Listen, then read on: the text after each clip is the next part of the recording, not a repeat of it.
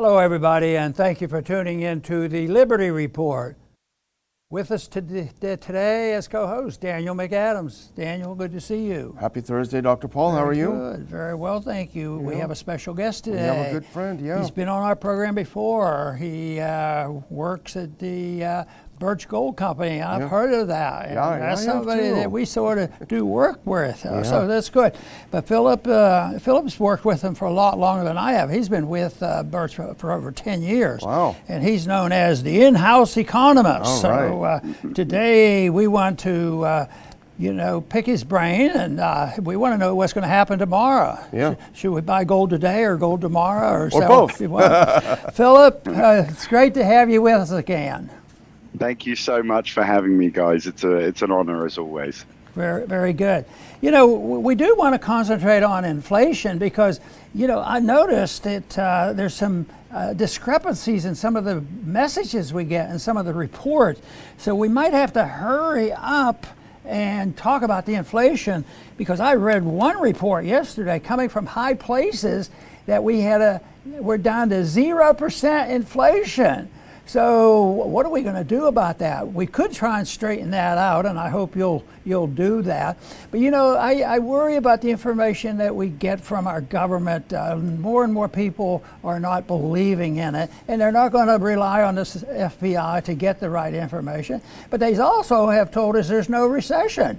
People don't like recession, so we'll change the definition of that. Why don't you help us straighten some of that out? Yeah, I mean, look, as we know about the government, they try and change the information to suit their needs. You're absolutely correct, of course, in saying that the Biden administration has tried to change the term of, or the definition of, a recession, right? We've technically had 2 quarters of negative GDP growth, which has always been considered a recession. They're now trying to change the definition to say, hey, we haven't actually got a recession.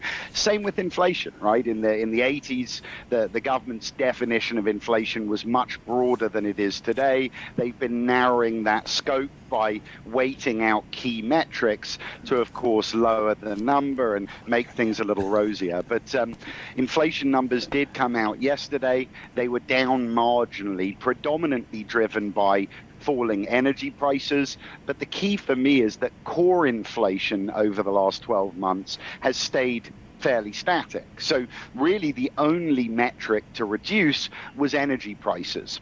What that tells me is this isn't on the back of successful Federal Reserve policy or successful policy coming out of the White House. It's simply on the back of demand going down on the back of high prices. So, the fact that inflation is slowing a little bit, it's definitely good news. My big concern, though, is the direction the administration is going. Now they're pushing through massive spending packages, which, of course, in large part is how we're in the situation we are today. So there appears to be a lack of understanding from the administration as to what causes inflation, and that's concerning. Right. Daniel. Yeah, Phillip, glad to have you with us again. I'd hate to be a spin-meister for this administration. I mean, there's not a lot of good news to tell. We did a little segment on our show the other day about how the media was talking about these great victories that Biden was chalking up. Meanwhile, he's still hiding in his basement. I think he's just out now. But I thought it was funny that when the gas goes up $3, that's Putin's fault. When it comes down $1, that's Biden's, to his credit. So it's funny. But we do want to talk a little bit about some of the spending that you mentioned, you suggested, and I just throw out one of Dr. Paul's rules, which is any bill in Congress, any name of any bill in Congress, in fact, does the opposite. So let's talk a little bit about the Inflation Reduction Act. Right? That's why we named the show today Inflation Reduction or Inflation Production. Right. As always, the spot on from Dr. Paul, of course. You know what I find interesting, though? This Inflation Reduction Act is basically Build Back Better, just rebranded with a slightly smaller price tag. But the question you've got to ask yourself, and it sort of touches upon what you mentioned, is why rebrand it, right? Why rebrand it?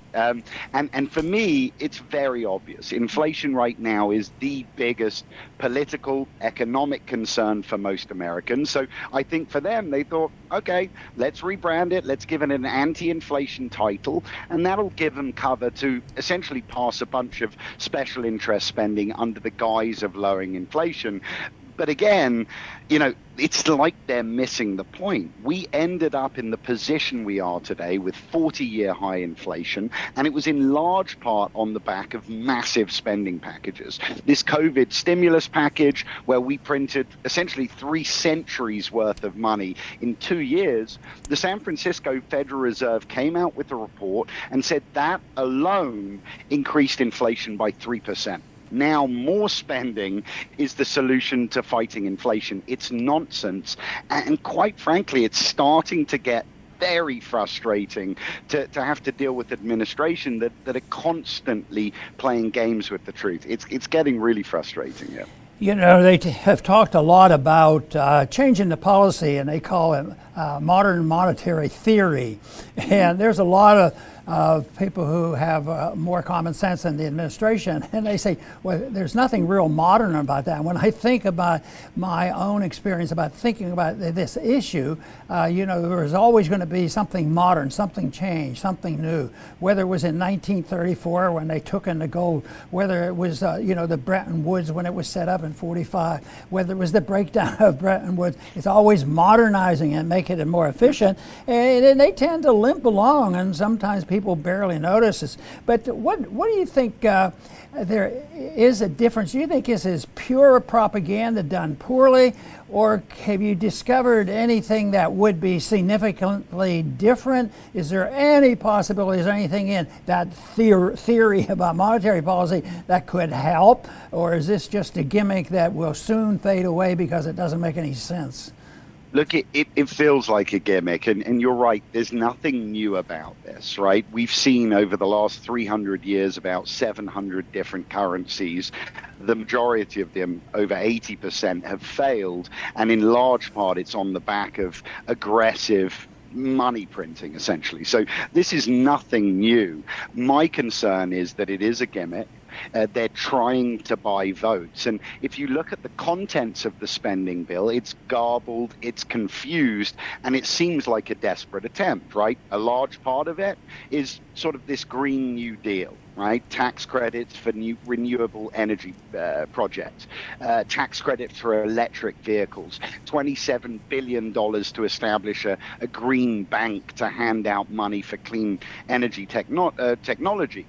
But just to highlight how absurd the whole thing is, the same bill promotes fossil fuel production on public lands and additional offshore drilling. So for me, the question is, well, what are they trying to accomplish here? Are we trying to transition to renewable energy? Great in theory, may be feasible someday, but I think it'll take decades. Or are we trying to drill now, drill here, and pay less? What's the plan? There isn't one. Right? And for me, this is an attempt to appease as many people as possible. The question I ask is, how many votes can you buy for $790 billion? I'd imagine quite a lot. And that, for me, I think it's a little more nefarious than we may be thinking here. Right. Well, we're willing to sell our vote for much less than that. So if the Biden people want to contact us, you can take a couple zeros off that, and you can have whatever. One of the things that you mentioned, a couple of the specifics in the bill, but one of the things that really struck me as hilarious is this $7,500 tax credit for electric vehicles. Because a couple days later, a news article came out saying that electric vehicles are now costing $8,500 more. So here's $7,500. Now you got to pay $8,500 more for it. What else did you see in there that really, you mentioned the green bank. What else did you see in there that just really threw you off? Something else about that electric vehicle thing. Essentially, the batteries have to be made in the US as well, and they are very few, if any, electric vehicles whose batteries are made in the US. So it's nonsensical. Look, the other concerning part for me was sort of taxation, right? 15% minimum tax on corporate incomes, $80 billion to the IRS to audit, limitations on tax deductible business loans. Look, for me, again, it's not well thought out. When you raise taxes on businesses, does that lead to tighter profit margins for those businesses? No, it doesn't. What it ultimately leads to is either lower wages for workers or higher prices on store shelves. For me, a large part of this bill is actually inflationary, even outside of spending alone. So, I don't think there is, well, let me rephrase. I think there is a lack of understanding just generally from this administration, right? They've been telling us that spending money will lower inflation. They think that raising producer prices will, punish producers, but it doesn't. Ultimately, what this will do and is doing is just punishing American families, and that's the opposite of what we're trying to achieve here. It's a disaster. I hate to say it. It really is. Under the conditions we have today, and we've had off and on throughout our history, but especially bad today, and I refer frequently back to the 70s because it became very chaotic because they put on wage and price controls. And they do have a lot of controls now. They control the interest rates, and they're always manipulating. They're not quite like what they did in the 70s. They put on wage and price controls. But it really was confusing then, and that was when gold finally became legal again, and interest rates jumped all over the place, and gold went from $35 an ounce up to $800 and then down, and it was sort of in a very weak market for a long time, and then it comes alive again. I have to empathize with, I didn't start off interested in gold for the investment and the protection. It was mainly through numismatics, and then a lot of people who got interested in coinage, finally became, understanding of what the currencies really mean. But the big question of this chaos that we saw in the 70s, you even mentioned off and on, we've had a lot of this over a long period of time. But the people who are supposed to be held by a friendly government, they're supposed to protect our liberties and not a whole lot more. But if they get involved with money, they're supposed to protect it with a sound currency. Well, that's what we don't have, because even those of us who believe in sound money, it's not easy to snap our fingers and say, you do this today and tomorrow you're going to really protect yourself when some other idea came up and shifted the funds. But what do you work for a gold company and you're an economist. What do you tell people when they, especially somebody in the middle class, not real wealthy, and they're trying to get along, and they believe in this old-fashioned thing about saving money? And I feel so badly that all those things that I learned about frugality and saving money, even when it was back $1 at a time, you save money. Now it's a negative. What do you tell people to do if they want to continue to work, they want to continue to save, they want to continue to take care of themselves, and the biggest threat to them now is their inability, to plan and protect themselves? Look, it's a very, very difficult climate to navigate, and I think, in many ways more difficult even than the 70s, right? For a number of reasons. So number one, just the nature of our problems, right? We have inflation, as we've mentioned, at 40-year highs. We still have a very big bubble in the stock market, right? Cyclically adjusted price to earning ratios today are almost 32 when the historical average is 16. So people are struggling to get a reprieve. Stocks were traditionally a very good hedge on inflation. When there's such a bubble, it doesn't work. Bonds, cash, usually a safe haven, right? Even in the 70s when inflation was raging, people had the ability at least to put money in the bank and get 15% on it. Today they can't, right? Interest rates are too low. I think the government the Federal Reserve, are going to be limited in how much they can raise rates. So I think options for people today are more limited than at least any other time that I can remember. So for me, the key is, number one, to stay educated, right? Which is why shows like this are so important, because you really start to understand the issues. Once you understand the issues, solutions start to present themselves. And as you know, I certainly don't need to tell you, but precious metals are very conducive for climates like this. They're safe haven assets. So when we do see aggressive declines in the stock market, they can go up, just like they did in 2008, just like they did in 2020 when we saw that flash crash in the markets. Again, as you know well, better than me, gold and silver, being commodities, keep pace with inflation. So as inflation rises, they move to keep pace with it. So I think for individuals, just to summarize, it's a case of staying educated, being preemptive, and just hedging your exposure. And as long as you do, you can get through tough times, just as those who had gold in the 70s did, right? It's the same thing. Very good. Phillip, I'm going to ask a question as if you and I are sitting in a pub having a drink, right? And my situation, I'm the wage earner for the family. We don't have a lot of money, obviously, left over. I'm worried about inflation. And this is absolutely true. I don't know a lot about precious metals or gold. I say, hey, Phil, what am I going to do? How do I get started? What's a good way to get going on this? I'm not an expert on it. What would you say to me?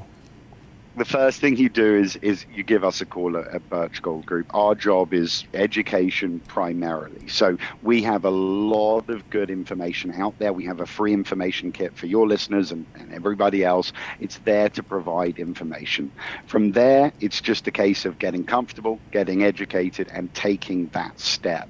Look, should somebody take every penny they have and put it into gold and silver? It's never the solution. But to hedge your exposure, to make sure that if one part of your portfolio is losing to inflation or coming down in the stock market, if you have a portion of your portfolio in a contrarian asset that can grow in that climate and mitigate those losses, that for me is the key. Right? Hedge your exposure, make sure that you're protected, and be preemptive. But education first is what we always say. Thanks. Well, I owe you a beer. Very good.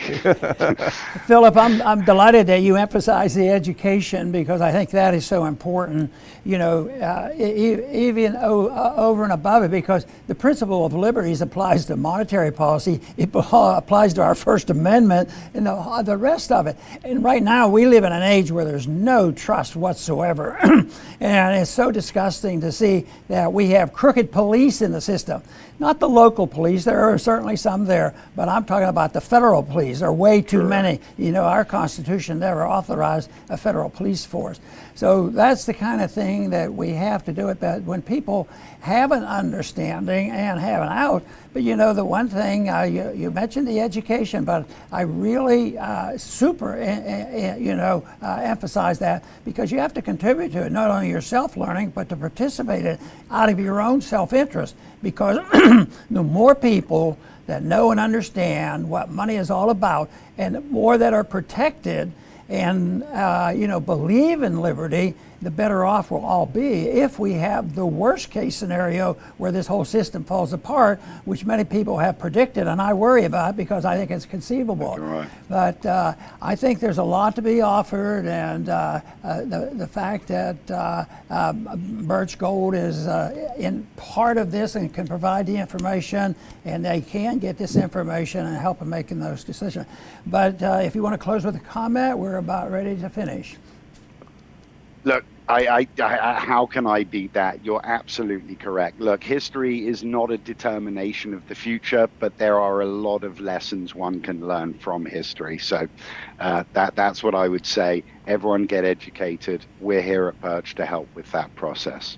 Phillip, thanks for being with us again. And I want to thank our viewers today once again for joining in with us. Please return to the Liberty Report soon.